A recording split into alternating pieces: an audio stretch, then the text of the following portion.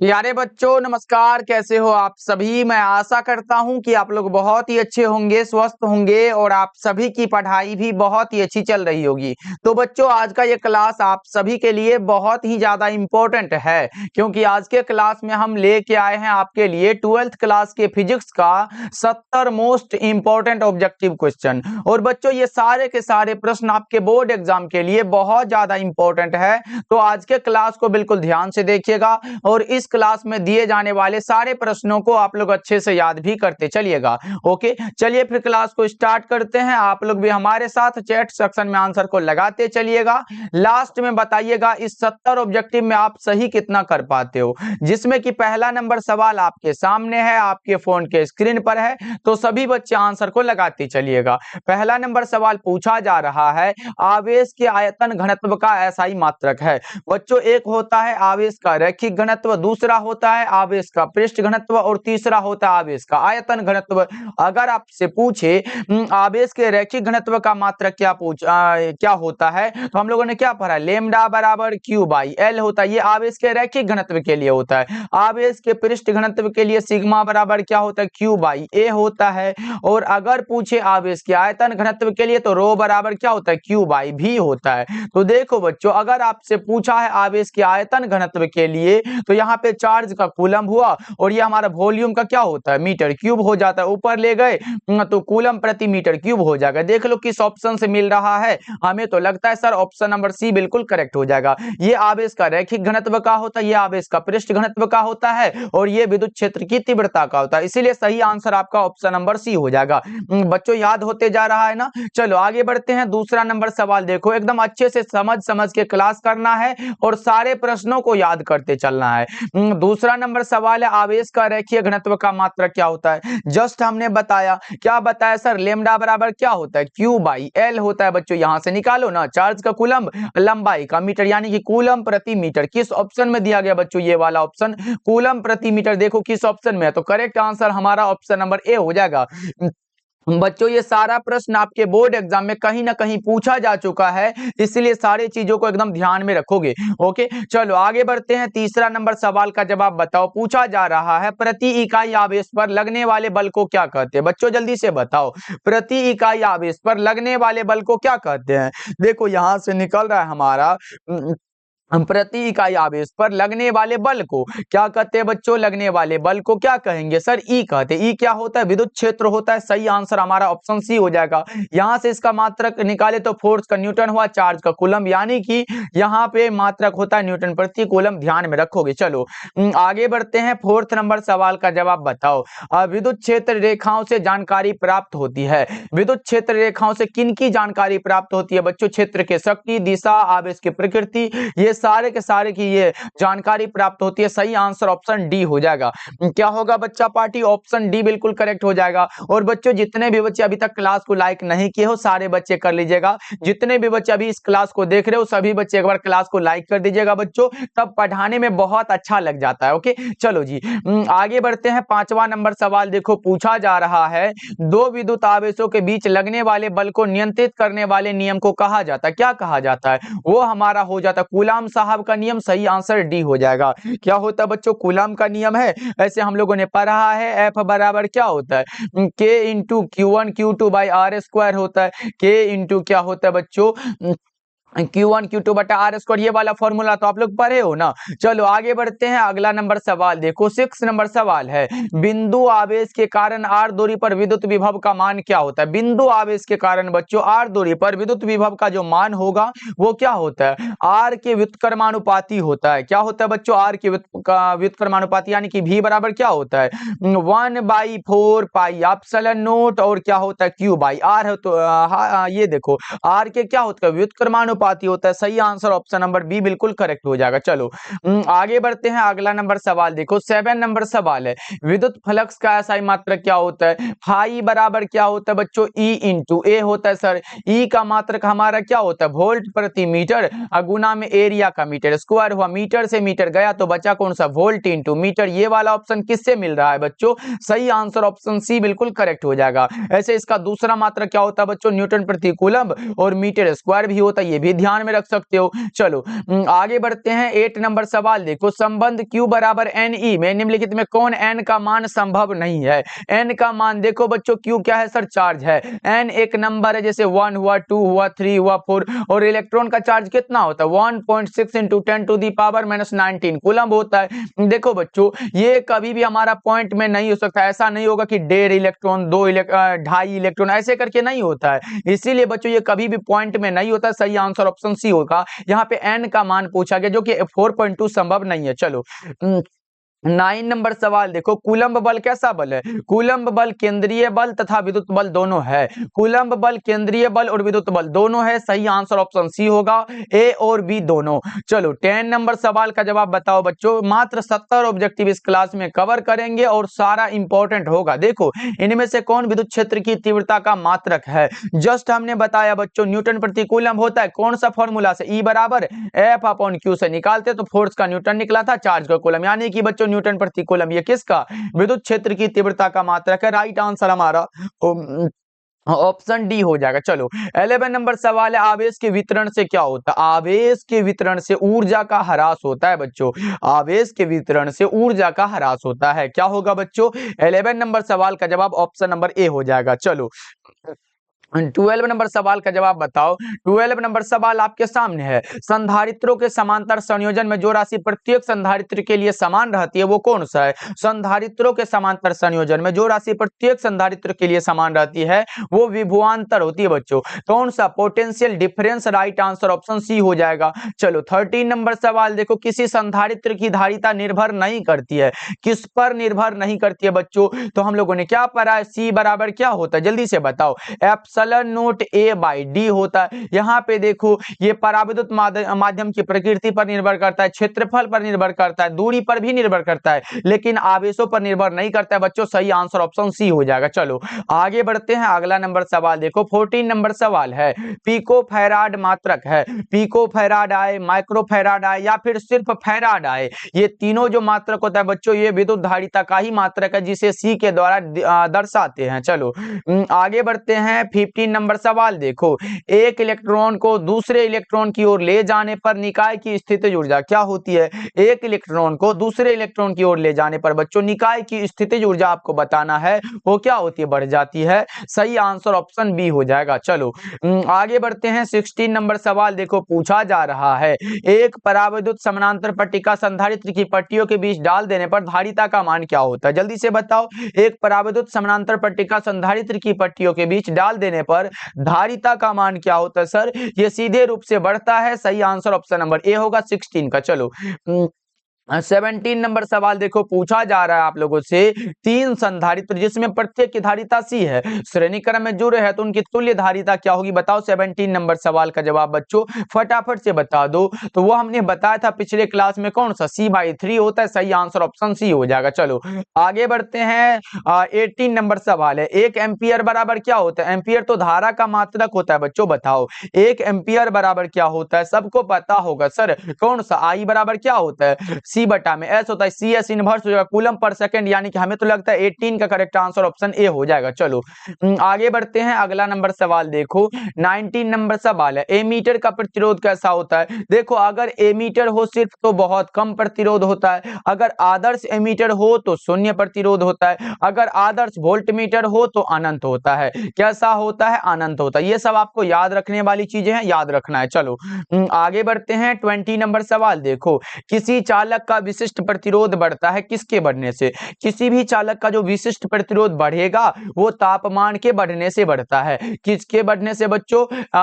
Increase temperature के बढ़ने से। चलो आगे बढ़ते हैं। अगला नंबर सवाल देखो, 21 नंबर सवाल है, किलोवाट घंटा मात्रक है। किलोवाट घंटा बच्चों KWH किसका मात्रक होता है? सर ऊर्जा का होता है। किलोवाट घंटा मात्रक होता है ऊर्जा का। अगर बच्चों आपसे पूछे 1 किलोवाट घंटा बराबर क्या होता है? जल्दी से बताओ। वो होता है 3 गुना 10 पर पावर 6 और जूल में होता है बच्चों, ये याद रखना है, इंपॉर्टेंट है। अगर आपसे पूछे 1 इलेक्ट्रॉन वोल्ट बराबर क्या होता है? 1.6 इंटू 10⁻⁻19 जूल होता है। कूलम मत लगाना, जूल होता है। ओके, ये भी याद रख लो। अभी का सही आंसर ऑप्शन बी हो जाएगा। चलो 22 नंबर सवाल है, विद्युत परिपथ के किसी बिंदु पर सभी धाराओं का बीजगणितीय योग क्या होता है? विद्युतीय परिपथ के किसी बिंदु पर सभी धाराओं का बीजगणितीय योग शून्य होता है। क्या होता है सर? शून्य होता है। राइट आंसर ऑप्शन ए हो जाएगा। चलो आगे बढ़ते हैं। 23 नंबर सवाल देखो, विद्युत परिपथ में विभवांतर को मापा जाता है। विभवांतर किसमें बच्चों? वोल्ट में। वोल्ट कहाँ दिया गया? सही आंसर ऑप्शन बी होगा, एकदम 100%। एम्पियर में किसको मापते हैं सर? एम्पियर में तो धारा को मापते हैं। ऐसे ओम में किसको मापते हैं सर? ओम में मापते हैं। प्रतिरोध को वाट में किसको मापते हैं सर? शक्ति को मापते हैं। ये सब नहीं होगा, हमारा सही आंसर ऑप्शन बी हो जाएगा। चलो 24 नंबर सवाल है, आपके सामने प्रश्न बताओ, विद्युत परिपथ का वह गुण जो विद्युत ऊर्जा को उष्मा में बदल देता है कहा जाता है? क्या कहा जाता है? प्रतिरोध कहा जाता है सर। क्या कहा जाता है? प्रतिरोध कहा जाता है। 24 नंबर सवाल का जवाब ऑप्शन डी हो जाएगा। चलो आगे बढ़ते हैं। 25 नंबर सवाल देखो, किरचॉफ का बिंदु नियम किस सिद्धांत पर आधारित है? किरचॉफ साहब का बिंदु नियम बच्चों, देखो बिंदु नियम कहने का अर्थ है कि पहला नियम पूछा गया। बिंदु नियम आवेश संरक्षण, और हमारा जो होता है यो दूसरा नियम कौन सा? ऊर्जा संरक्षण के सिद्धांत पर आधारित होता है, जिसे पास नियम भी कहते हैं। चलो आगे बढ़ते हैं। 26 नंबर सवाल देखो, किसी चालक में विद्युत धारा के प्रवाह का कारण क्या है? किसी चालक में विद्युत धारा के प्रवाह का कारण होता है विद्युतीय विभव में अंतर। क्या होता है सर? विद्युतीय विभव में अंतर होता है। करेक्ट आंसर सी होगा, डिफरेंस इन इलेक्ट्रिक पोटेंशियल। चलो आगे बढ़ते हैं। 27 नंबर सवाल देखो, पूछा जा रहा है, व्हीटस्टोन ब्रिज से मापा जाता है। व्हीटस्टोन ब्रिज से उच्च प्रतिरोध भी मापते हैं और निम्न प्रतिरोध को भी मापते हैं, इसीलिए ए और बी दोनों करेक्ट आंसर हमारा ऑप्शन सी होगा 27 का। ओके चलो 28 नंबर सवाल देखो, पूछा जा रहा है, आदर्श वोल्ट मीटर का प्रतिरोध कैसा होता है? आदर्श वोल्ट मीटर है, अनंत होगा ना बच्चों। कई बार हम बता चुके हैं कि आदर्श वोल्ट मीटर का प्रतिरोध अनंत होता है। कितना होता है सर? अनंत होता है। चलो आगे बढ़ते हैं। 29 नंबर सवाल देखो, चुंबकीय क्षेत्र में गतिमान कण का अपरिवर्तित रहता है। चुंबकीय क्षेत्र में गतिमान कण का जो अपरिवर्तित रहता है वो क्या रहता है? और 29 नंबर सवाल का जवाब बताओ। वो अपरिवर्तित रहता है चाल और गतिज ऊर्जा, दोनों सही आंसर ऑप्शन डी हो जाएगा। क्या होगा? 29 का ऑप्शन डी बिल्कुल सही आंसर है, चाल और गतिज ऊर्जा दोनों। चलो 30 नंबर सवाल का जवाब बताओ, समरूप वेग से चलायमान आवेश उत्पन्न करता है क्या? समरूप वेग से चलायमान आवेश क्या उत्पन्न करता है? ये उत्पन्न करता है विद्युत चुंबकीय क्षेत्र। क्या उत्पन्न करता है बच्चों? विद्युत चुंबकीय क्षेत्र उत्पन्न करता है। सही आंसर ऑप्शन सी बिल्कुल करेक्ट हो जाएगा। चलो आगे बढ़ते हैं। 31 नंबर सवाल देखो, प्लांक स्थिरांक की विमा है। देखो यहाँ पे प्लांक कांस्टेंट हम लोगों ने क्या पढ़ा है? E बराबर एच न्यू। मैक्स प्लांक साहब के अनुसार अगर H निकालना है बच्चों तो H बराबर क्या होगा? E बाई कौन सा हो जाएगा? V हो जाएगा। यहां से करते हो तो ऊर्जा का जूल हुआ, और यहाँ पे हमारा आवृत्ति का क्या होगा? सेकेंड इनवर्स हो गया। अब यहां से बच्चों इसका मात्रक तो जूल सेकेंड निकल गया, लेकिन यहां से अगर निकालते हो ऊर्जा का क्या होता है? ml2 होता है और T इनवर्स 2 होता है। बटा में यहाँ सेकेंड इनवर्स है तो टाइम इनवर्स लिख सकते हैं इसको, बराबर क्या होगा? ml2 हुआ, T इनवर्स होगा। ये ऑप्शन किससे मैच कर रहा है बच्चों? देखो ml2 T inverse, correct answer हमारा ऑप्शन ए हो जाएगा। चलो आगे बढ़ते हैं। अगला नंबर सवाल देखो, 32 नंबर सवाल है, लोहा कैसा होता है? लोहा आए, कोबाल्ट आए, निकेल आए, तीनों आ रहा है बच्चों। लोह चुंबकीय लगा सकते हो। क्या लगाओगे? लोह चुंबकीय पदार्थ जिसकी चुंबकशीलता बहुत अधिक होती है, म्यू इज ग्रेटर देन 1 होती है। चलो आगे बढ़ते हैं। 33 नंबर सवाल देखो, चुंबकीय विषुवत रेखा पर नमन कोण कैसा होता है? विषुवत रेखा है 0 डिग्री होगा। अगर पृथ्वी के चुंबकीय ध्रुव पर नमन कोण का मान पूछता तो 90 डिग्री लगाते, ऐसे विषुवत रेखा है 0 डिग्री, करेक्ट हो जाएगा। चलो आगे बढ़ते हैं। 34 नंबर सवाल है, चुंबकीय प्रेरण का एसआई मात्रक क्या होता है? इंपॉर्टेंट क्वेश्चन है, बता दो। चुंबकीय प्रेरण का एसआई मात्रक क्या होता है सर? वेबर होता है। चुंबकीय प्रेरण का जल्दी से बताओ। 34 नंबर सवाल का जवाब क्या होगा? फटाफट से बताओ। चुंबकीय प्रेरण का क्या होगा? वेबर हो जाएगा। क्या बच्चा? टेस्ला होगा, फैराड होगा, एम्पियर होगा? जल्दी से बताओ 34 नंबर सवाल का जवाब। हमें तो लगता है सर वेबर हो जाएगा। सही आंसर ऑप्शन नंबर बी बिल्कुल करेक्ट हो जाएगा। वैसे ये हमारा विद्युतीय फ्लक्स का भी क्या होता है? वेबर, चुंबकीय फ्लक्स का भी वेबर ही होता है। इसलिए बच्चा पार्टी, टेस्ला तो होता है चुंबकीय क्षेत्र की तीव्रता का, फैराड होता है विद्युत धारिता का, ये सब तो होगा नहीं। चलो आगे बढ़ते हैं। अगला नंबर सवाल देखो, 35 नंबर सवाल है, डायनेमो की क्रिया निम्नलिखित में किस सिद्धांत पर आधारित है? डायनेमो की क्रिया विद्युत चुंबकीय प्रेरण पर आधारित है। डायनेमो की क्रिया आधारित है विद्युत चुंबकीय प्रेरण पर। सही आंसर ऑप्शन बी हो जाएगा। चलो आगे बढ़ते हैं। 36 नंबर सवाल देखो, शैथिल्य प्रदर्शित करते हैं कौन? शैथिल्य प्रदर्शित करने वाला जो होता है बच्चों वो लौह चुंबकीय पदार्थ होता है। शैथिल्य प्रदर्शित करता है लौह चुंबकीय पदार्थ। सही आंसर ऑप्शन सी बिल्कुल सही हो जाएगा। ओके चलो आगे बढ़ते हैं। 37 नंबर सवाल का जवाब बताओ। 37 नंबर सवाल है, प्रेरकत्व का ऐसा मात्रक क्या होता है? प्रेरकत्व, स्वप्रेरकत्व है, अन्योन्य प्रेरकत्व है, सबका हम हेनरी लगाएंगे क्योंकि 1 हेनरी बराबर 10⁻³ मिली हेनरी हो जाता है बच्चा पार्टी। सही आंसर होगा ऑप्शन नंबर सी। चलो आगे बढ़ते हैं। 38 नंबर सवाल देखो, 1 हेनरी बराबर क्या होता है? जस्ट हमने बताया कौन सा 10⁻³ मिली हेनरी हो जाता है। ओके चलो आगे बढ़ते हैं। अगला नंबर सवाल देखो, 39 नंबर सवाल है, विद्युत लेपन में व्यवहार आने वाली धारा कौन सी होती है? विद्युत लेपन में व्यवहार आने वाली धारा का नाम डायरेक्ट करंट होता है बच्चों। ओके चलो, जिसका मान और दिशा समय के साथ आवर्त रूप से बदलते रहता है उसे प्रत्यावर्ती धारा कहते हैं, और जिसका नहीं बदलता उसे हम लोग दिष्ट धारा कहते हैं। चलो आगे बढ़ते हैं। 40 नंबर सवाल देखो, ट्रांसफॉर्मर में विद्युत ऊर्जा का उष्मा में रूपांतरण को क्या कहा जाता है? ट्रांसफॉर्मर में विद्युत ऊर्जा का उष्मा में रूपांतरण को क्या कहते हैं? ताम्रक्षय कहते हैं। क्या कहते हैं बच्चों? ताम्रक्षय कहेंगे। करेक्ट आंसर ए होगा। चलो प्रतिबाधा का मात्रक क्या होगा? देखो आपके सामने प्रतिरोध आए, प्रतिबाधा आए, प्रतिघात आए या फिर धारितीय प्रतिघात आए, ये सब का होता है ओम। क्या होता है? ओम होता है। 1 ओम बराबर क्या होता है सर? 1 वोल्ट पर एम्पियर होता है। 1 वोल्ट पर एम्पियर होता है, ये भी याद रखना। इससे आ सकता है ऑब्जेक्टिव में तो आप लोग लगा के आओगे। चलो 42 नंबर सवाल है, प्रत्यावर्ती धारा निम्न में से कौन सा प्रभाव प्रदर्शित करती है? उष्मीय प्रभाव। प्रत्यावर्ती धारा उष्मीय प्रभाव प्रदर्शित करती है। राइट आंसर बी हो जाएगा। चलो 43 नंबर सवाल है, अपचाई ट्रांसफार्मर में कौन सी राशि घटती है? घटने वाला वोल्टेज होता है। प्रत्यावर्ती धारा या अपचाई ट्रांसफार्मर में कौन सी राशि घटती है बच्चों? वोल्टेज होती है। सही आंसर ऑप्शन बी हो जाएगा। चलो आगे बढ़ते हैं। अगला नंबर सवाल देखो, 44 नंबर सवाल है, दिष्ट धारा के लिए प्रेरणिक प्रतिघात कितना होता है? जल्दी से बताओ बच्चों। ऐसे आप लोगों ने पढ़ा है प्रेरणिक प्रतिघात के लिए XL बराबर क्या होता है? 2πfL होता है बच्चों। इतना तो पढ़े हो ना, क्योंकि हमारा ओमेगा बराबर क्या होता है? 2πf होता है, L हमारा होता है। यहां से अगर बच्चों करते हो, यहां से XL बराबर फिर से लिखते हो तो हमारा जो होता है 2π लिखेंगे, और गुना में ये f का मान इसमें क्या होता है? 0 होता है। गुना 0 करोगे और गुना में L होगा, बराबर में कौन सा 0 हो जाएगा? शून्य होगा। सही आंसर 44 का ऑप्शन ए हो जाएगा। चलो आगे बढ़ते हैं। अगला नंबर सवाल देखो, 45 नंबर सवाल है, एक्स किरण क्या है? विद्युत चुंबकीय तरंगे हैं। एक्स किरण क्या है बच्चों? विद्युत चुंबकीय तरंगे हैं, इलेक्ट्रोमैग्नेटिक वेव होता है। सही आंसर ऑप्शन डी हो जाएगा। चलो आगे बढ़ते हैं। 46 नंबर सवाल है, इनमें कौन विद्युत क्षेत्र में विक्षेपित होता है? बताओ बच्चों, which of the following is deflected is an electric field? कौन सा होगा? विद्युत क्षेत्र में विक्षेपित होता है कैथोड किरण, नहीं विक्षेपित होता है गामा किरण। यहां पर जो करेक्ट आंसर होगा हमारा वो ऑप्शन डी हो जाएगा करेक्ट आंसर। चलो आगे बढ़ते हैं। 47 नंबर सवाल देखो, दूर संचार के लिए उपयुक्त विकिरण है। दूर संचार के लिए उपयुक्त विकिरण का नाम बताओ। 47 नंबर सवाल आपके सामने है और आपका आंसर आ रहा है कौन सा बच्चों? माइक्रोवेव होता है। करेक्ट आंसर डी हो जाएगा। चलो आगे बढ़ते हैं। 48 नंबर सवाल देखो, अवरक्त किरणों के अध्ययन के लिए जिस पदार्थ का प्रिज्म प्रयुक्त करते हैं वो कौन सा होता है? अवरक्त किरणों के के लिए जिस पदार्थ का प्रिज्म प्रयुक्त करते हैं उसका नाम बताओ जल्दी से। वो हमारा होता है कौन सा? रॉक सॉल्ट होता है। क्या बच्चों?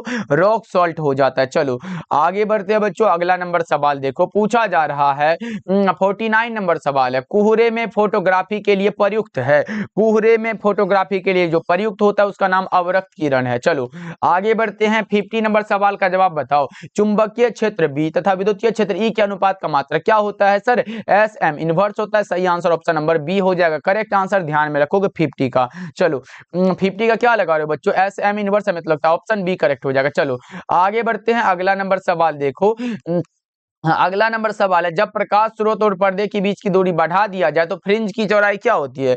जब प्रकाश स्रोत और पर्दे के बीच की दूरी बढ़ा दिया जाए तो बच्चों फ्रिंज की चौड़ाई क्या होती है? वो सीधे रूप से बढ़ जाती है। सही आंसर ए हो जाएगा। चलो 52 नंबर सवाल है, प्रकाश अनुप्रस्थ तरंग है क्योंकि ये प्रदर्शित करता है ध्रुवण को। किसको प्रदर्शित करता है सर? ध्रुवण को। राइट आंसर ऑप्शन बी होगा, याद रखना है आप लोगों को। चलो आगे बढ़ते हैं। अगला नंबर सवाल देखो, हीरा का अपवर्तनांक करीब कितना होता है? हीरा का अपवर्तनांक सभी पदार्थों के अपवर्तनांक से अधिक होता है। कितना होता है सर? 2.42 होता है। अगर कम पूछे तो हवा का होता है, हवा का सबसे कम होता है 1.0003 होता है। बच्चों ये भी याद रखोगे। अभी का तो correct answer option number C हो जाएगा। अब पूछोगे सर यह 4.14 है, ये किसका है? ये बच्चों किसी का नहीं होता। चलो आगे बढ़ते हैं। 54 नंबर सवाल देखो, समतल दर्पण की वक्रता त्रिज्या किसकी है? समतल दर्पण की वक्रता त्रिज्या अनंत होती है। समतल दर्पण की फोकस दूरी पूछे, वक्रता त्रिज्या पूछे, दोनों अनंत है बच्चों। चलो आगे बढ़ते हैं। 55 नंबर सवाल है, किस कारण से वायु का बुलबुला पानी के अंदर चमकता हुआ दिखाई देता है? कौन सा कारण है बच्चों जिसमें वायु का बुलबुला पानी के अंदर चमकता हुआ नजर आता है? आपका आंसर होगा कौन सा सर? वो पूर्ण आंतरिक परावर्तन के कारण होता है। चलो आगे बढ़ते हैं। अगला नंबर सवाल देखो, 56 नंबर सवाल है, एक माध्यम से दूसरे माध्यम में जाने पर प्रकाश की किरण मुड़ जाती है। किरण के मुड़ने को क्या कहा जाता है सर? अपवर्तन कहा जाता है। क्या कहा जाता है?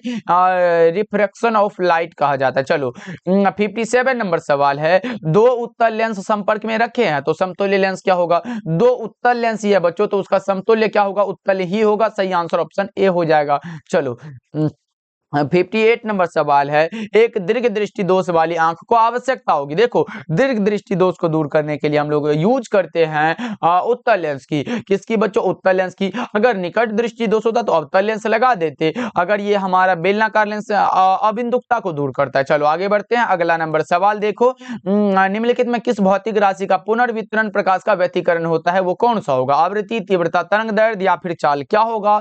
59 नंबर सवाल का जवाब बताओ। तीव्रता होता है, इंटेंसिटी होता है। चलो आगे बढ़ते हैं। 60 नंबर सवाल देखो, फोटोन की ऊर्जा क्या होती है बच्चों? बताओ। The energy of the photon is कौन सा? फोटोन की ऊर्जा एच न्यू होती है। जस्ट हमने क्या बताया बच्चों? 60 नंबर सवाल का जवाब क्या होगा? ई बराबर एच न्यू, यही वाला तो है बच्चों। चलो आगे बढ़ते हैं। अगला नंबर सवाल देखो, नाभिक की त्रिज्या की कोटि क्या होती है? नाभिक की त्रिज्या की कोटि 10⁻⁻15 मीटर होती है बच्चों। कौन सा ऑप्शन में दिया गया? मीटर वाला ऑप्शन बी हो जाएगा। चलो आगे बढ़ते हैं। अगला नंबर सवाल देखो, 62 नंबर सवाल है, नाभिकीय अभिक्रिया में संरक्षित रहता है कुल आवेश भी रहता है, रेखीय संवेग भी, कोणीय संवेग भी, इनमें से सभी। राइट आंसर डी हो जाएगा।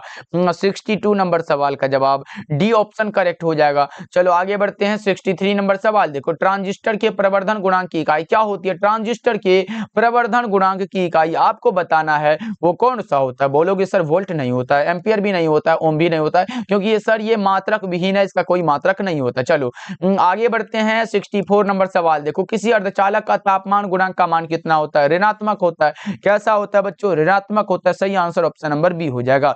यानी कि ये हमारा जैसे जैसे तापक्रम बढ़ता है तो अर्धचालक का प्रतिरोध क्या होता है? घट जाता है। चलो आगे बढ़ते हैं। अगला नंबर सवाल देखो, 65 नंबर सवाल है, निम्न में कौन सा तर्क द्वार सार्वजनिक तर्क द्वार है? NAND gate.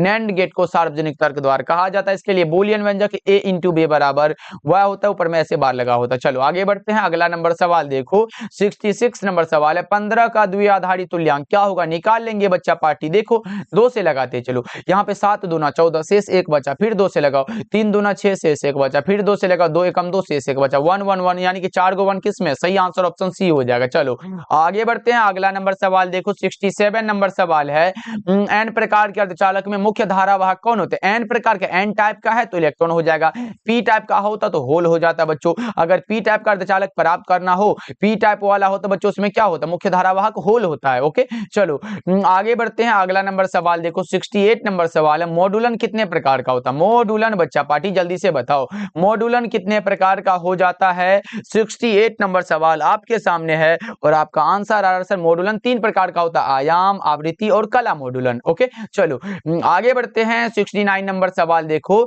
सूर्य अपनी विकिरण ऊर्जा प्राप्त करता है नाभिकीय संलयन से। किससे सर? नाभिकीय संलयन से। राइट आंसर डी होगा। 2 या 2 से अधिक नाभिकों का सम्मिलन ही नाभिकीय संलयन कहलाता है। चलो प्रकाश वर्ष किस भौतिक राशि का मात्रक है बच्चों? प्रकाश वर्ष पूछा गया है, कौन सा दूरी का मात्रक होता है? है 3 गुना 10 पर पावर 8 मीटर पर सेकंड इसका ये चाल होता है, और 9.46 गुना 10 पर पावर क्या होता है बच्चों 15 मीटर, ये किसका होता है, ये प्रकाश वर्ष का मान होता है। सबको पता होना चाहिए बच्चों, इंपॉर्टेंट क्वेश्चन है। ओके बच्चों, चलो जी, आज का क्लास आपको कैसा लगा कमेंट करके बताइएगा। पूरे 70 ऑब्जेक्टिव को इस क्लास में किए हैं बच्चों, इसलिए सारे बच्चे क्लास को लाइक कर दीजिएगा। हमारे साथ पहली बार जुड़ रहे हो तो सब्सक्राइब भी कर लीजिएगा। मिलते हैं फिर अगले क्लास में।